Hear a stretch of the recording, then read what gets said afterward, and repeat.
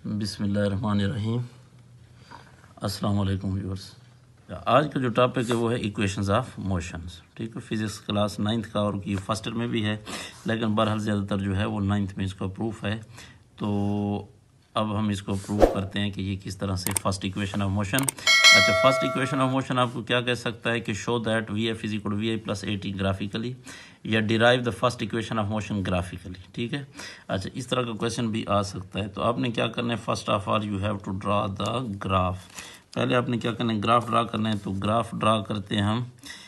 ठीक हो गया, ये ग्राफ ड्रा कर लेते हैं। एक्स एक्सिस हो गया और ये हम ले लेते हैं वाई एक्सिस। ठीक हो गया, तो एक्स एक्सिस पे आपको पता है कि आपने क्या लेना होता है, इंडिपेंडेंट क्वांटिटी लेनी है। यानी यहाँ पे इंडिपेंडेंट क्या है, टाइम। टाइम हम लेंगे किस चीज़ में, सेकंड में। और यहाँ पे हम क्या लेते हैं, वेलोसिटी ले लेते हैं वाई एक्सिस के साथ, और वेलोसिटी लेंगे मीटर पर सेकंड में। ठीक हो गया, अच्छा ये हो गया उसका ऑरिजिन। अब लेट अस कंसीडर, ये आपने लिखना है वाला, इतना ज़्यादा लंबा चौड़ा मैं उसको वो नहीं लिखता। ठीक है, आपने खुद लिख देना है कि let us consider a body moving with the initial velocity V I. उसकी इनिशियल वेलोसिटी क्या है, वी आई है। तो वी आई इनिशियल वेलोसिटी के साथ मूव कर रही थी विद द कांस्टेंट एक्सेलरेशन देती है। याद रखें, हमने पीछे पढ़ा है slope of velocity time graph आपको एक्सेलरेशन देती है, और slope of the displacement time graph आपको क्या देती है, वेलोसिटी देती है। अच्छा, तो अब पॉइंट बी पर ये पहुंच गई है। कितना उसको टाइम लगा है, यहाँ से यहाँ तक उसको टाइम लेट्स सपोज टी लगा है, और इसको मैं नाम दे देता हूँ ए बी, और इसको सी का नाम दे रहा हूँ, और ये सेकंड में आपके पास टाइम हो जाएगा। ठीक हो गया, टाइम मैं इधर लिख देता हूँ सेकंड में। तो अब क्या हो गया, यानी पॉइंट ए से जाते जाते कांस्टेंट एक्सेलरेशन के साथ जब बी पे पहुंची तो उसकी वेलोसिटी वी एफ हो गई। और ये जो नाम है बी सी का, इसको मैं लिख देता हूँ कि बी सी आपके पास, या सी बी किसके इक्वल है, वी एफ के इक्वल है। अच्छा, अब हम एक और काम करते हैं यहाँ पे कि इसके ऊपर परपेंडिकुलर ड्रा कर लेते हैं पॉइंट ए से, किसके ऊपर, बी सी के ऊपर। Draw a perpendicular from point A से हमने क्या कर दिया, एक परपेंडिकुलर ड्रा कर दिया ऑन किसके ऊपर, B C, which cuts the B C at point, देखो ए बी सी, इसको मैं पॉइंट डी का नाम दे देता हूँ। ठीक हो गया, ताकि मेरे पास यहाँ पे ये क्या चीज़ बन गई है, नीचे एक रेक्टेंगल बन गई है, और ऊपर क्या चीज़ बन गई है, एक ट्रायंगल बन गई है। ठीक हो गया, अच्छा ग्राफ को आपने समझना, ये ग्राफ तीनों इक्वेशंस के लिए यही वैलिड है। अब मैं आता हूँ ज़रा इसके प्रूफ के ऊपर। अगर आप कहते हैं, खैर चलो थोड़ा सा मैं जो है उसको लिख देता हूँ, यानी let us consider a body moving,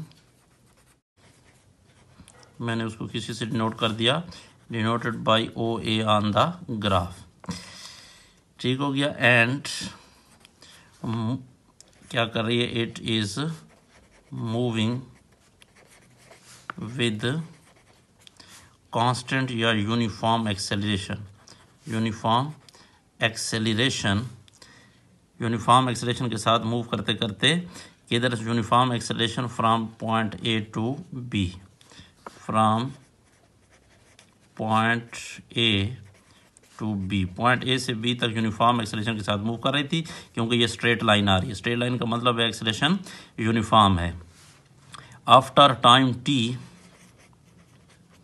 अब जब टाइम टी, कुछ लाजमी बात है, वो मूव कर रही थी तो टाइम तो गुजर रहा था, तो आफ्टर टाइम टी टाइम गुजरने के बाद क्या हुआ, इट्स वेलोसिटी बिकम, कितनी हो जाती है, बिकम्स वी एफ।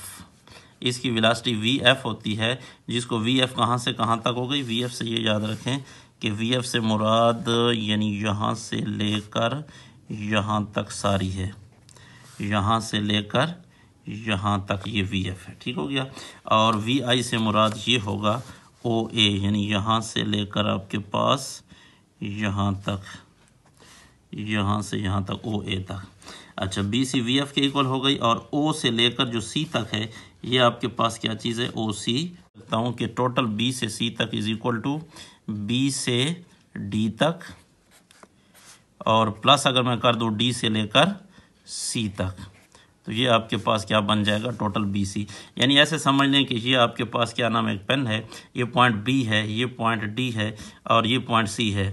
तो भाई कितना बनेगा, देखो पॉइंट बी से लेकर सी तक और सी से लेकर डी तक, तो ये सारा बी डी आपका जो है ना सारे का सारा पेन आ जाएगा। ठीक हो गया। अच्छा, अब इसकी वैल्यू ज़रा पुट कर देते हैं। बी सी को हमने नाम दिया हुआ है या नहीं दिया हुआ, इधर देखो बी सी को हमने नाम दिया हुआ है किस चीज़ का, वी एफ का, क्योंकि बी सी को क्या नाम दिया है, वी एफ का नाम दिया है। आगे है बी डी, तो बी डी को यहाँ हमारे पास कोई नाम नहीं है, लिहाजा इसको मैं वैसे का वैसे लिख देता हूँ। ठीक हो गया। अच्छा, आगे आता है डी सी। अगर डी सी को देखो तो ये हमारे पास से क्या बन रही है, रेक्टेंगल है, और रेक्टेंगल की अपोजिट साइड जो होती है वो सेम होती हैं, यानी डी सी इक्वल होगा ओ ए के। ये साइड यानी अपोजिट साइड, ये और ये सेम होती है और ये सेम होती है। तो ये वाली साइड कौन सी हो गई आपके पास, जो क्या नाम है, डी सी का नाम दिया हुआ है, तो D C equal to O A, ये ओ ए के इक्वल हो गया। अच्छा, अब ये तो वी एफ आ गई। आपने अपने जहन में जो है इस इक्वेशन को रखना है कि मैंने ये चीज़ ले आनी, देखो इस तरफ तो मैं वी एफ ले आया हूँ, वी आई। अच्छा, अब ओ ए जो है आपके पास क्या है, इधर देखें, अगर ओ ए ये मेरे पास आ गई, इधर ओ ए किसके इक्वल हो गया, वी आई के इक्वल, ये तो ठीक हो गया। अब मसला रहता है बी डी का, तो बी डी आपके पास ये वाली चीज़ है कि मैंने ये चीज़ ले आनी, देखो इस तरफ तो मैं वी एफ ले आया हूँ, वी आई।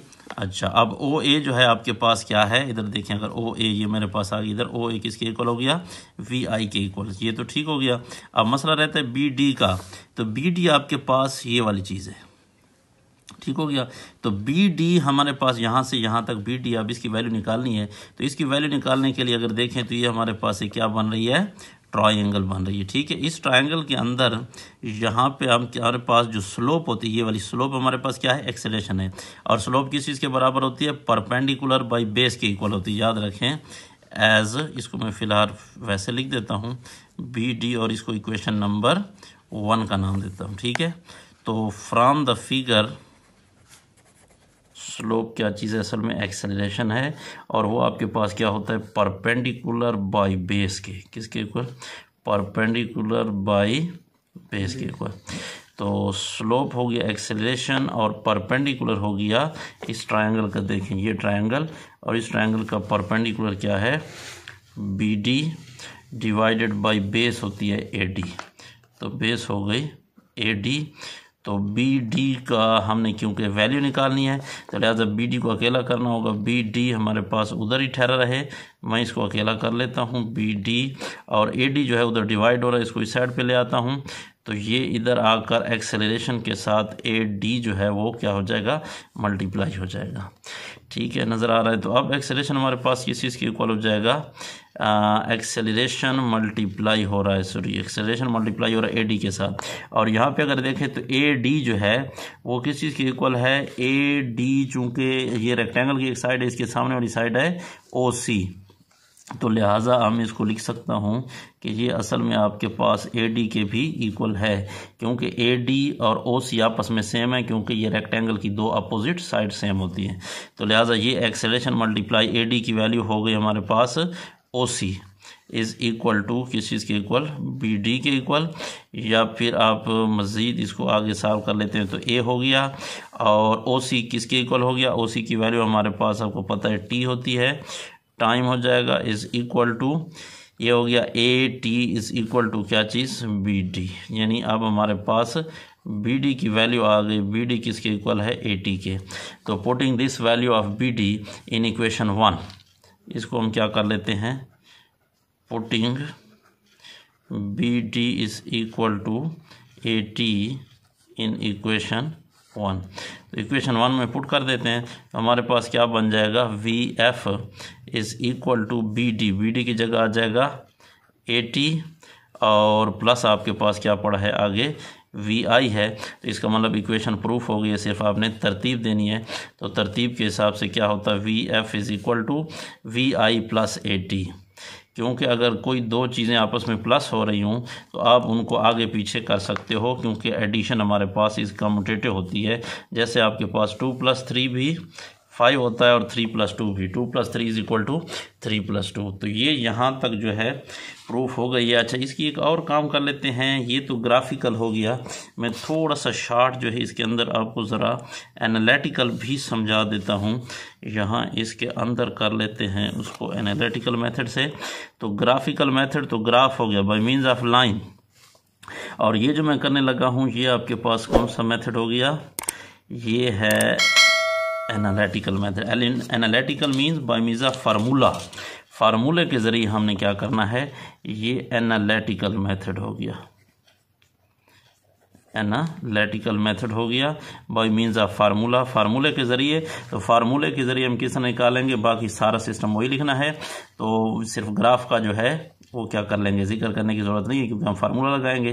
तो फार्मूले में according to the definition of acceleration, acceleration क्या होता है, rate of change of velocity with respect to time, time के लिहाज से उसमें जो वेलोसिटी में चेंज आती है उसको हम क्या कहते हैं, एक्सेलरेशन कहते हैं। अब आल्सो हमें पता है कि एज क्या होता है कि डेल्टा वी जो है किसी भी चीज़ में चेंज किसके इक्वल होती है, delta V is equal to V F minus V I, final minus initial. अगर डेल्टा पी होता तो P F minus P I, इस तरह आपके पास delta V F minus V I, तो डेल्टा वी वाली यही वैल्यू पुटिंग इन इक्वेशन 1, ठीक हो गया। तो ये वाली वैल्यू, अब क्योंकि जगह थोड़ी सी है मैं शॉर्टकट लिख रहा हूँ, आपने साथ लिख देना है, ये थोड़ा सा मैं शॉर्टकट लिख देता हूँ आपको, पुटिंग किस चीज़ को, पुटिंग, इसको मैं 2 दे देता हूँ, पुटिंग इक्वेशन 2 इन इक्वेशन 1, 2 वाली वैल्यू 1 में डाल दें तो ए इज इक्वल डेल्टा वी की वैल्यू क्या है, वी एफ माइनस वी आई और डिवाइडेड बाई टी। तो टी उधर क्या हो रहा है, डिवाइड हो रहा है, इसको इस साइड पे ले आए तो क्या हो जाएगा, मल्टीप्लाई हो जाएगा। तो A T is equal to V F minus V I, तो वी आई उधर माइनस हो रहा है, इसको इस साइड पे ले आए तो वी आई उधर माइनस हो रहा है, अगर इस साइड पे आएगा तो क्या हो जाएगा, प्लस हो जाएगा। तो V I plus A T is equal to V F, या आप सिंपल लिख सकते हो V F is equal to V I plus A T. ये आपके पास क्या है, this is the proof of the first equation of motion, किसके ज़रिए, एनालिटिकल मेथड हो गया, ठीक है। अच्छा, ये यहाँ पर दोनों जो है वो मेथड से फर्स्ट इक्वेशन कंप्लीट हो